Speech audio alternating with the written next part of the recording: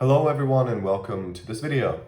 In this video we'll talk about the other side of the archetypes. So another meaning or another interpretation, or to put it better, the consequence of the archetypes hypothesis in Carl Jung. Now this video will contain an interpretation of the archetypes that you probably haven't heard of before. It's not a common interpretation. I do think it's a little more advanced.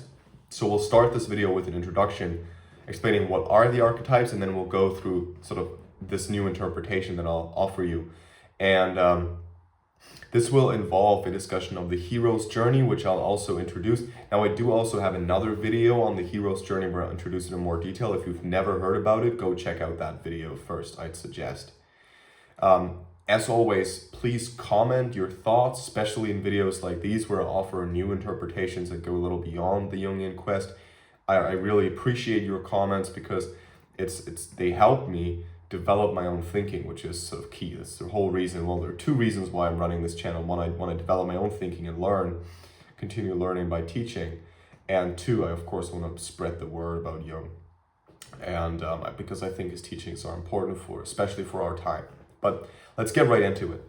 So, introduction. What are the archetypes? Now, I think the archetypes, to put it simply, are the trajectories along which human existence can unfold. Now, to understand what that means, we have to sort of first look at the division of the psyche that Carl Jung proposed. And Jung, again, was a psychiatrist initially, developed into sort of a psychoanalyst by founding the School of Analytic Psychology. He worked in Switzerland around the turn of the 20th century and into the 20th century. And he was a student of Sigmund Freud, but later diverged from him in many ways and sort of developed theories that go sort of beyond, if you will, his Freud's sort of very much theories that are very much focused on sort of the personal development of the subject, if not to say even the ego. But I don't want to claim, at least not here, that Freud is an ego psychologist. But Jung essentially developed a view of the psyche that does not only propose the ego and the personal unconscious that Freud proposed, right? You know, the split between sort of this ego consciousness that you have, this sort of waking existence when you walk through life, thinking, well, this is me and I do this and I have intentionality and I control my own behavior, etc., etc. But Jung proposed a third layer, which he termed the collective unconscious, which is a layer that we're essentially as humans born into, and it is sort of non-personal. It's shared by all humans, shared by even by non-human forms of existence. So let's say the nature around you, let's say animals and so on. All of those play a role within the structure of the collective unconscious. And within this collective unconscious, we find certain structures. Jung says the collective unconscious is structured. And by the way, he also says it's active and dynamic, acting upon its those who participate in it, including humans. But it's also structured. It's not an unstructured gibberish, but it's structured. And this structure is imposed on the collective unconscious by what Jung calls the archetypes. And the archetypes are certain nodes, if you will, of existence, which denominate certain patterns of recurring behavior. I like to think of this, I'm not sure if any of you is familiar with the sort of the rhizomatic theories of Derrida. I'm not too familiar with it, but the thought of a rhizome, so of a root essentially, but a self-organizing root, I think occurs to me at least quite plausible as a metaphor for the collective unconscious and its structure, where you have essentially those nodes, right? Those roots that grow not out of their own sort of intentionality, but they grow out of that which is put into them. So I like to think of this, and this is, I think it's difficult to express, to put in words, at least for me, and at least in English, I guess. But essentially, if you have a surface, right, and you have certain material that can trickle down through the surface to sort of mingle with that which is beneath the surface. And this material is put there by actors that, let's say, grow from that which is beneath the surface, so that grow from the roots, right? And that which trickles down somehow sticks to certain aspects of the roots according to their characteristics. So let's say you put something, to be very simple, you put something beneath the surface that is red, and this red can only stick to the cluster of redness. Now, this would mean that it doesn't only stick to that which is red, but there's something red and something orange, and there are gradients and so on. But essentially, red doesn't really mingle with blue. And what this essentially means is that, let's say, the mother archetype or content is concerned with the mother archetype doesn't suddenly go with the father archetype, but rather has a relationship with it, but it's sort of still separate. Okay, and now in this process of trickling down, in this process of putting something back into the soil and trickling down into the root and then sticking with, let's say, likeness or adjacentness, if you will, the content that trickles down becomes demanifested. So it becomes essentially delocalized, if you will. It becomes abstracted. Now, what this means is, as you know, the collective unconscious and the archetypes, by virtue of that, are always non-local. So they're always not concerned with a certain context, if you will. Now, let me just briefly write down a timestamp so I don't forget this later. Now, what this essentially means is that your own experience with your mother or your father is your manifestation of the mother or father archetype, but it has nothing to do with the archetype as such. It's irrelevant for another person's experience with the mother or father that they concretely experience.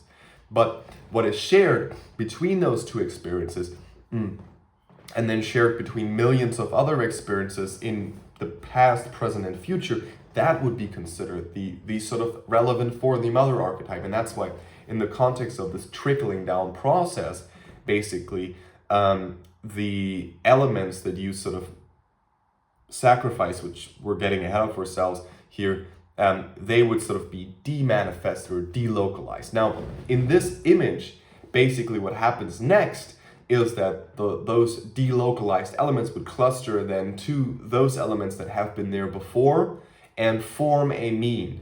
And what this essentially means is what this means, you get it? Okay, stupid. Sorry.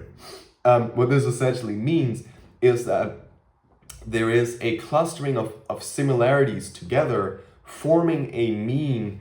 So the new influence that this sort of new element that was delocalized has is an influence that has a direct impact on the sort of the meaning of the whole. Now we have to like elaborate on this metaphor a little further.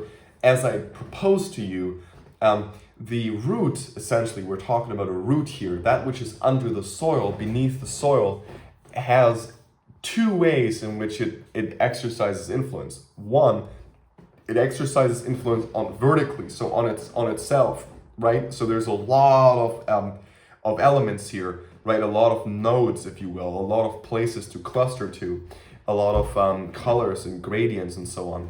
And those influence each other energetically, right? And at the same time, they also influence that which grows from the root energetically. And that which grows from the root energetically is essentially those structures that embed themselves in this collective structure. And those structures that embed themselves in this collective structure are, among others, the psyches, if you will, of the subjects that we are, right? And now this metaphor may make sense to you, because essentially what this proposes here is that there's an energetic influence of these nodes. And now I'll say something quite interesting, perhaps, depending on the thickness of the node. And the thickness of the node, again, is depending on the times that new elements have been added to it. In this metaphor, at least. So the relevance of, let's say, this node or this element within the structure as a whole it directly influences the kind of the amount of energy that it can provide to others, to those who sort of are manifested in, to those who live through it. Now, this is a lot to swallow, I think, for the first part, but it gets us to this sort of question of the dynamic of the archetypes. Now, what I just proposed to you, and this is essentially within this metaphor, and I think I'll make a separate video on this as well, but within this metaphor, you'll find the entirety of what I'm going to say in the next sessions and what this whole video is about. You'll find that already played out in this metaphor itself. Now, what I want to propose to you as the other side of the archetypes is the idea that essentially the archetypes wouldn't exist without humans, and they wouldn't continue without humans. And that is why we have a key role in shaping the archetypes and continuing their existence. And I want to go as far as proposing via this gesture of the sacrifice that there is nothing but precisely this process in human life that is at stake. And this goes into sort of an idea of transcendent meaning that's sort of made perhaps a little spiritual and so on. But I think it proposes, and I've talked about this in other videos, it proposes a level of purpose in human life that is sort of agnostic and a very nice vision pertaining to the community of humans and also humans in unity with nature. And that's why I think it's such a beautiful vision, and that's why I think it's a beautiful vision that is very key to the Jungian quest in general. Whether he meant to put forth this vision or not, but I think he did. But so essentially the dynamic of the archetypes as that we have seen here is that the archetypes grow out of this sacrificial gesture. So the sacrificial gesture that we'll return to at the end of this video is precisely the gesture of the human, or that I've proposed to you, putting something back into the earth that can now then trickle down, get delocalized, and sort of rooted, if you will, within a certain node of this root, of this rhizome, whatever that exists, that precedes it. And what's dynamic here is the fact that the archetype itself continues to develop, right? The archetypes as those nodes that are not really distinct. I mean, you can, it's bizarre when you try to sort of make archetypes distinct. I'll show you a map. Probably the most conclusive attempt to draw a map of an archetype by images that are sort of adjacent to it or related to it by Erich Neumann. Here, this is sort of an idea of the I think this is the map sort of where it's about the mother archetype, and he sort of draws sort of this map like almost rhizome like, if you will, image, and here he has the adjacent images that, or the adjacent manifestations within our world and symbols that the mother archetype includes in all its different aspects. And there's another perspective here on this. Here, another schema that he proposes to us here. And this is not to confuse you, but it's to and you don't have to understand this. I'll make a video on the Great Mother, and I'll make a video on this amazing book, The Great Mother by Erich Neumann. But the whole idea here is to show the complexity of the archetypal landscape, and to sort of not oversimplify and say, oh, there's the Great Mother, there's the anima, there's the shadow, and there's the fool and the trickster. Well, some people say fool and trickster are the same, but no, every single one of these archetypes in themselves is infinitely complex and infinitely detailed. And I think it's very key to understand that the archetypes are not these distinct, let's say,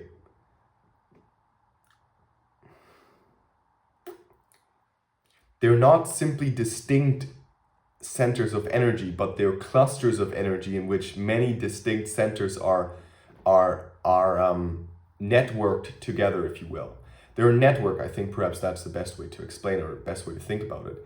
And as these networks, they continue to develop and unfold by virtue of the interaction with them, right? If no one would interact with them, and I think this is precisely the individuality or the uniqueness of the human quest, or of the human existence. If no one were to interact with them from the standpoint of consciousness, so from the possibility of sacrifice, the archetypes would essentially be barren. They would be there, I guess, but there would be no purpose, because everything would be one with them. There would be no distinction. And this is, of course, perhaps it's one of the arguments of the why God has created humans, right, to become conscious himself in a way, because he couldn't be conscious in one. If there's only one, there's no two, right?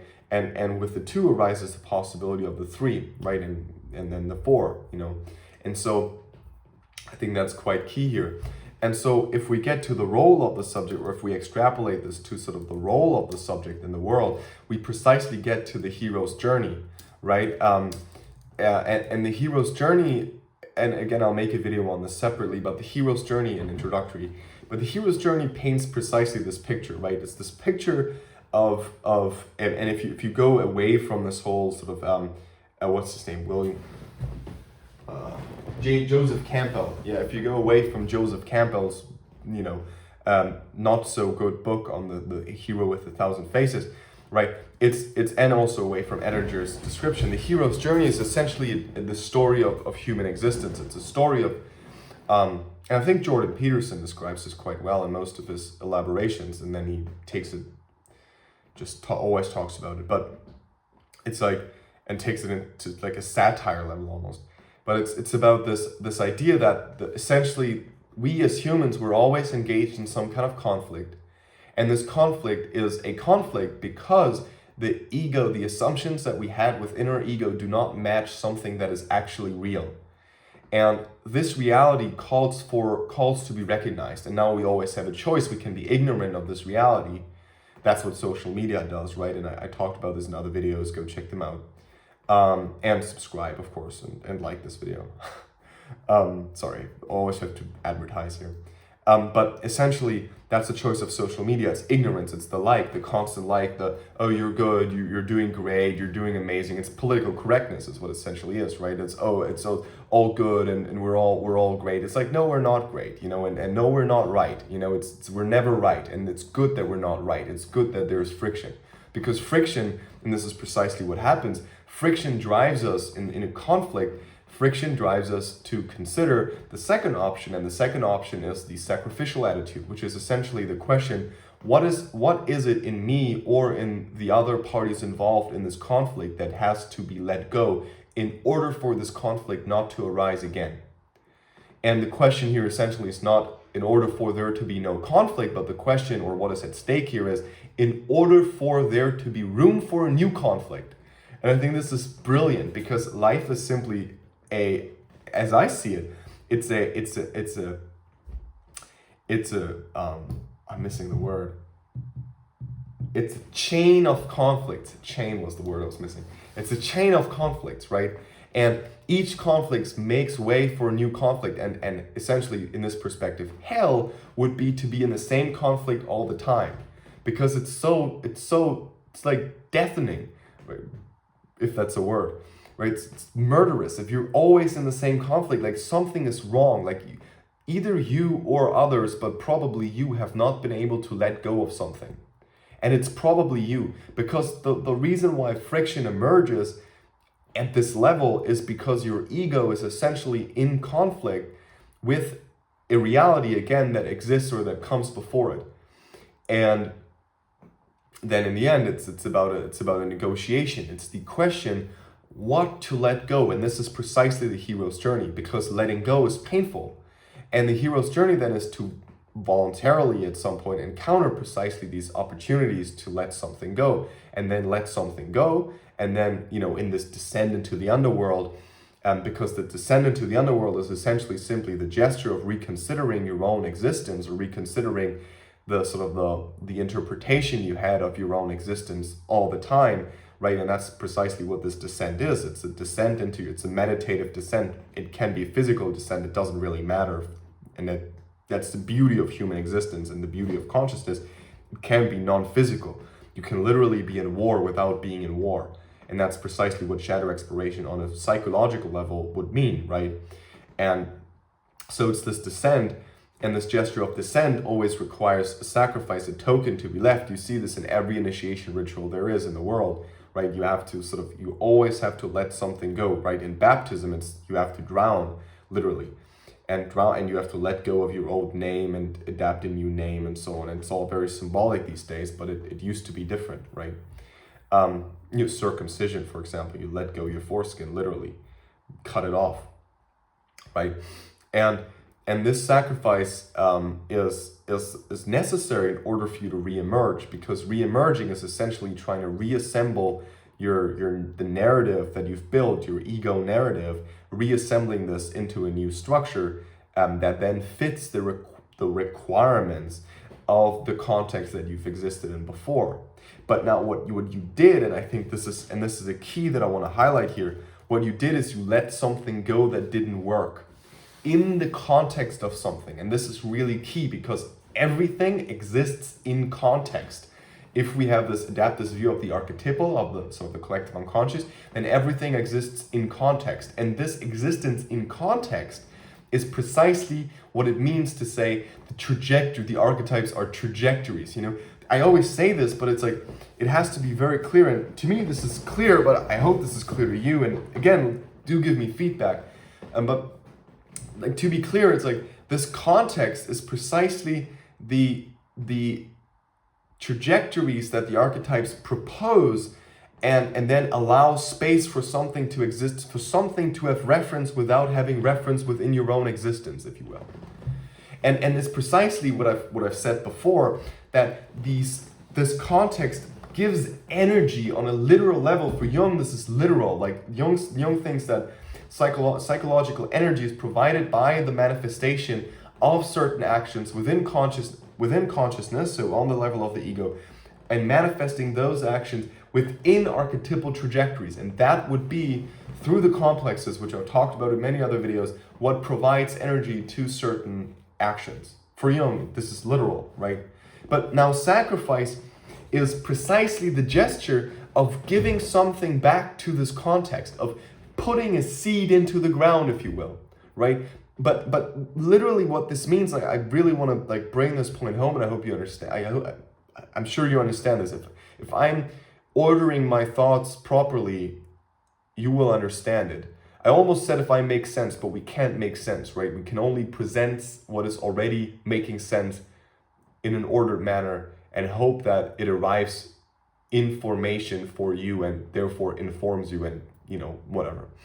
But basically, the idea is that you put something into the ground, and as I tried to explain to you earlier, is that this something that you put into the ground is basically then molding the seed, molding the root that is already in the ground in a certain manner, thereby bringing into emergence a varied version of this root. And this root is the entire archetypal space. So every single action that you perform is basically influencing the world as a whole.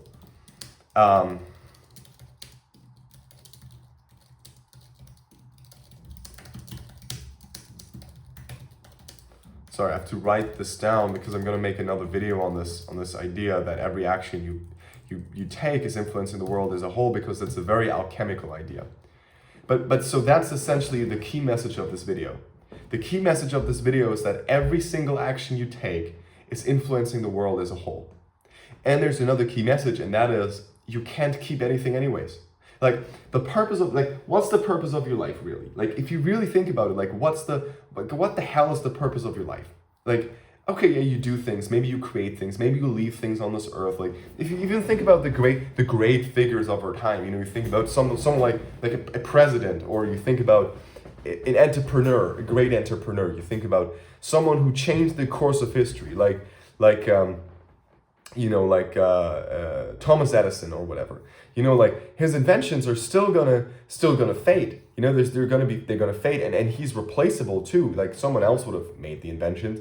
Like it doesn't perhaps not, but would it have mattered? Like would it have really mattered?